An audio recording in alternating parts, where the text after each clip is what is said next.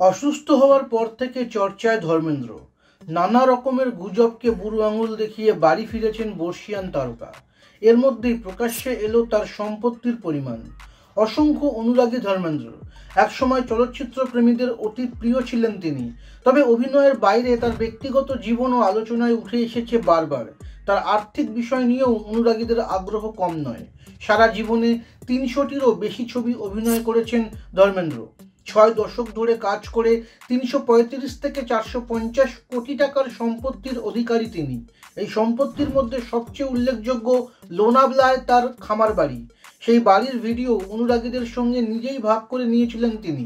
১০০ acre জমিতে তৈরি এই খামার বাড়িতে রয়েছে সুইমিং পুল, অ্যাকোয়া থেরাপির বিশেষ জায়গা এবং সবুজে ভরা বিরাট বাগান। শহরের কোলাহল থেকে দূরে গিয়ে সময় কাটানোর জন্য এই খামার বাড়ি আদর্শ। এছাড়াও মহারাষ্ট্রে অভিনেতার নিজের বাড়ি রয়েছে ১৭ কোটি টাকার। চাষের যোগ্য ৮৮ লক্ষ টাকার জমি রয়েছে। জমিতে ৫২ লক্ষ টাকার বিনিয়োগ রয়েছে ধর্মেন্দ্রর। এক রেস্তোরাঁ সংস্থার সঙ্গে জোট বেঁধে ব্যবসা করেছেন। লোনাভলাতে ১২ একর জমিতে ৩০টি কটেজের একটি রিসর্ট রয়েছে।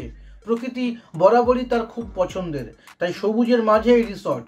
তাছাড়াও হিম্যান ও গরম গরম ধাবা নামে দুটি রেস্তোরাঁ রয়েছে তার। একটি প্রযোজনা সংস্থাও রয়েছে ধর্মেন্দ্রের। বিজয়তা ফিল্মস নামে এই প্রযোজনা সংস্থা থেকেই দুই পুত্র সানি ও ববিকে লঞ্চ করেছিলেন তিনি।